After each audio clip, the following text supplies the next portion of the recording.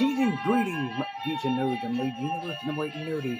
Continuing on my tradition of reviewing something that's Christmas themed, I decided to go to the next best thing that is definitely not Christmas oriented, but it just seems like it's Christmas oriented. We're going to the realm of the Mighty Morphin Power Rangers. Yeah, Power Rangers. That infamous series about people in scantily clad uniforms, colorful uniforms at might add, that facing off against monsters and enemies from outer space. Come on, doesn't the martial arts action and everything for this series end up just saying the Christmas spirit to you? Because it certainly spelled Merry Christmas to me. But with 3 seasons of Mighty Morphin Power Rangers, there had to be a Christmas-themed episode, right? I mean, the whole series could revolve around some holiday episodes, right? Well, see, this is the tricky part when it comes to Power Rangers.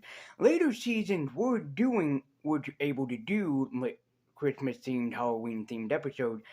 Not too many of them off the top of my head do. The last time I remember was Power Ranger Samurai that did a Halloween-themed episode. So not too many of them revolve around a special time of year, in specific Christmas. So it seems kind of odd that Mighty Morphin Power Rangers would only do this only twice out of all places. Alpha's Magical Christmas that we might take a look at next year, and the one that we're viewing today. Basically a parody of Bing Crosby's infamous song White Christmas. I Am Dreaming of a White Ranger, which came out, I believe, in 1994 or 1995. So, does this mean, and especially since this was number 3, either number 4 or number 3, my top 10 favorite Mighty Morphin Power Rangers episodes, this means that I still love this episode.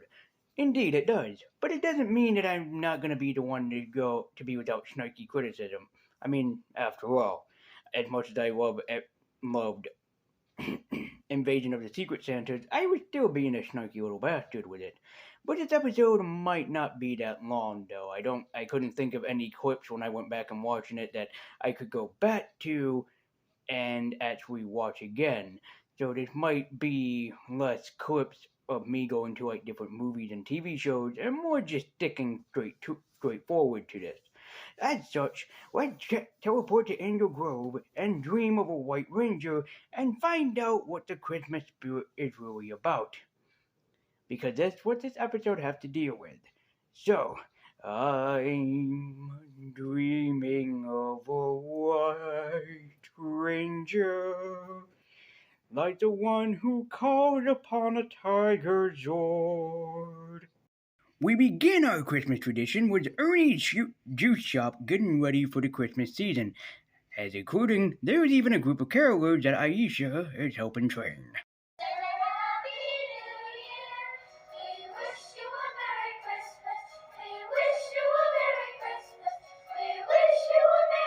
So the Power Rangers in all of Angel Grove is getting ready for Christmas time. The Christmas celebration is underway, and so is the arrival of Santa Claus. However, there was a little girl who seemed down in the Christmas spirit. Her name is Becky. We'll get to Becky a little bit more, but Tommy decides to lift her spirit by helping her help him put the star on the tree. By the way, I don't think this probably was in the script because Jason David Frank was known as one of the nicest people that you could meet. Sincerely, he was one of the nicest, sincerest people that you could ever meet. I doubt that it was less of the acting and more so that he really wanted to lift up her spirit. So one of the ways that he thought of doing this was, hey, how about I lift you up and you can put the star on top of the tree? Yes, I know, I said it backwards by putting the tree on top of the star. Does anyone know if that would officially work? Decorate your tree upside down this year, which really confused the crap out of Santa, and have him sit right there and go, ho, ho, ho, how the holy hell am I supposed to leave gifts under this frickin' tree? So, yeah, Tommy allows Becky to help him put the star on top of the tree, and we learn that Kimberly is also down in the Christmas spirit too. But why? I'm really sad. This is the first Christmas I've ever spent without my mom, and it just seems really weird.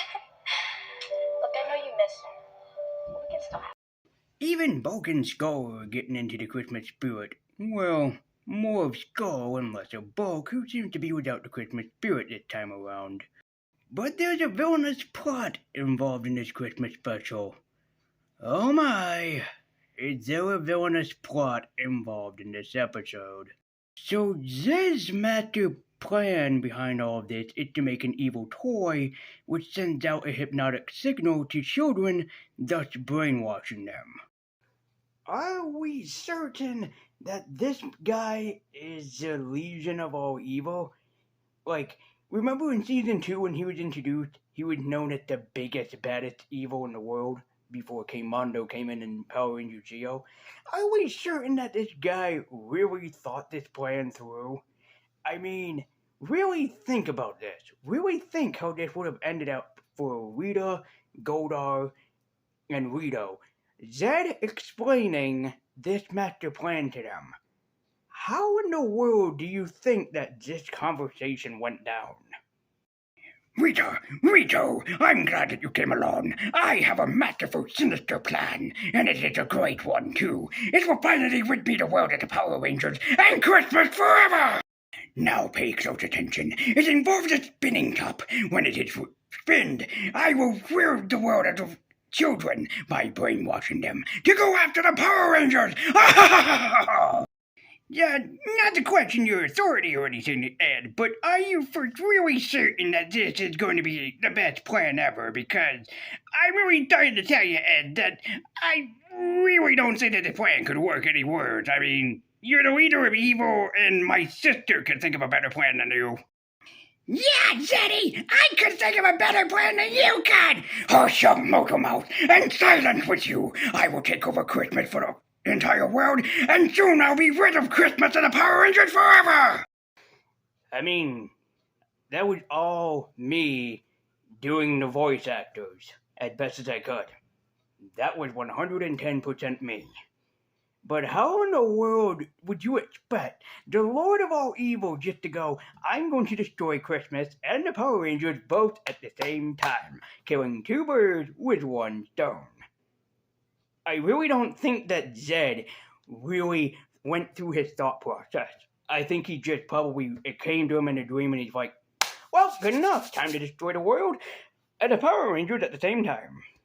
Well, before the big Christmas concert tonight, Aisha and Kimberly decided to go through their last song with everybody, and everybody's intrigued except for Becky.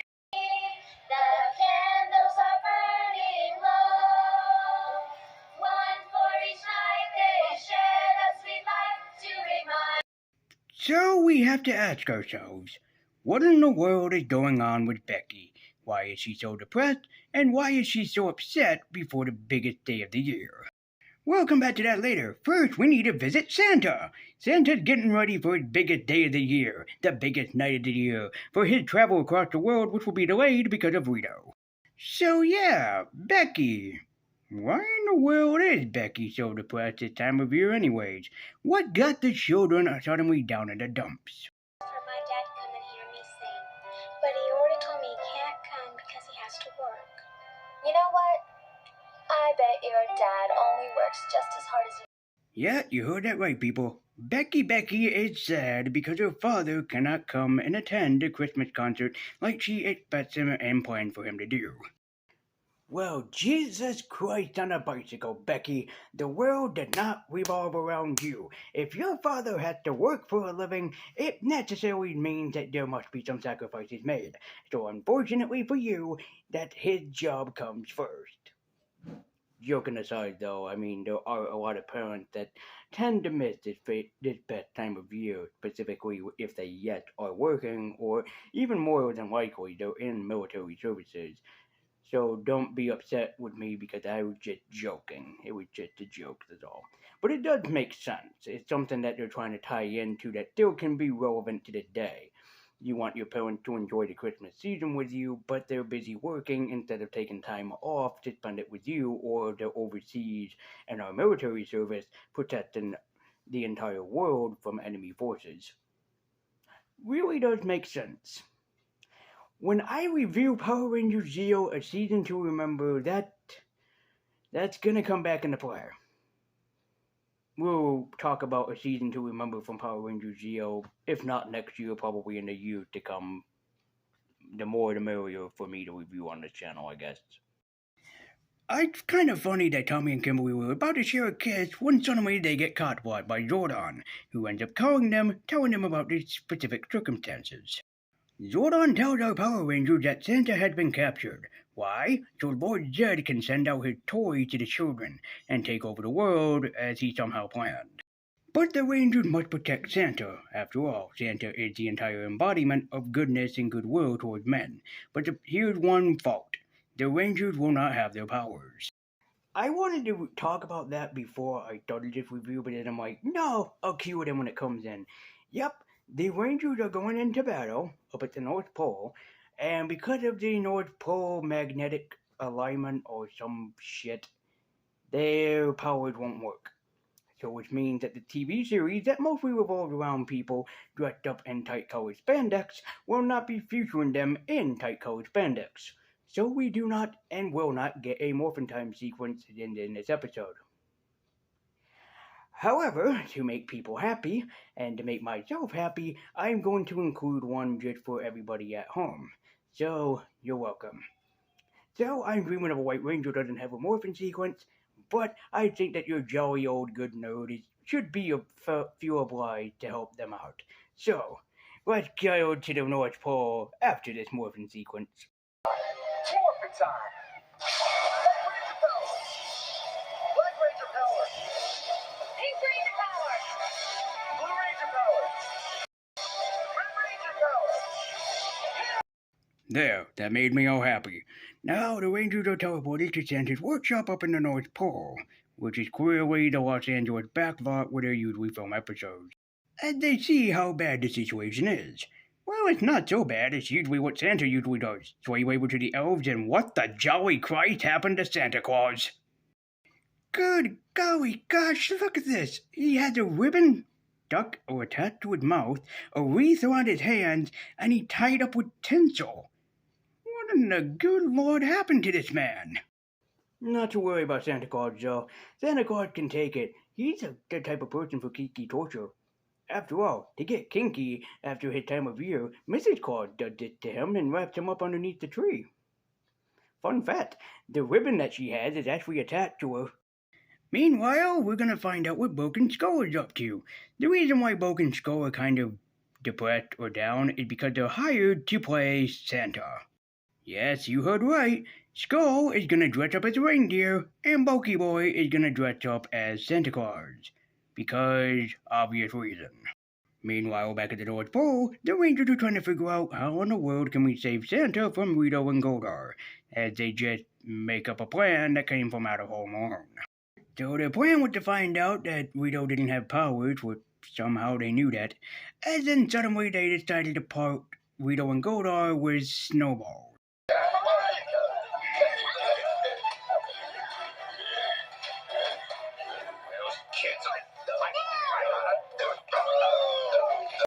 And this plan somehow works, which means that Lord Zed wasn't able to take over Christmas because of the elves.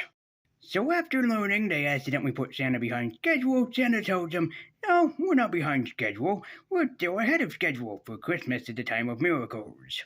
Yes, Christmas is the time of miracles, but unfortunately for Zeddy Pooh over here, he's not too happy to have Rito and Goldar sent back to him with a job not well done.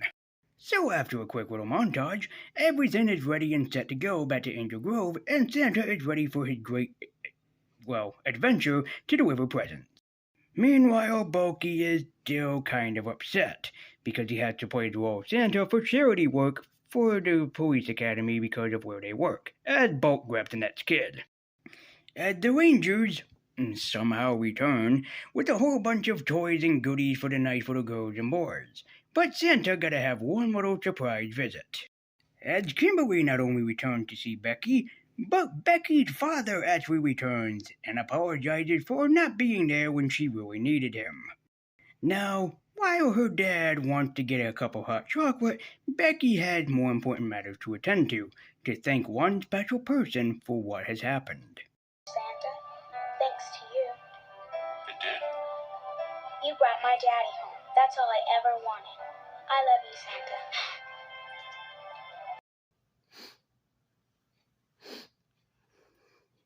I got something in my eye. I'm sorry. Where was I? Oh, yeah. That scene tugs at my heartstrings every time I see it. Merry Christmas, Tommy. Merry Christmas, Kim. I don't know what could make this day any better. Kimberly!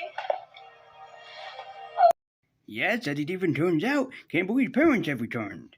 As we get our final codings on Silent Night, Holy Night, sung by the Little Carolers. And then...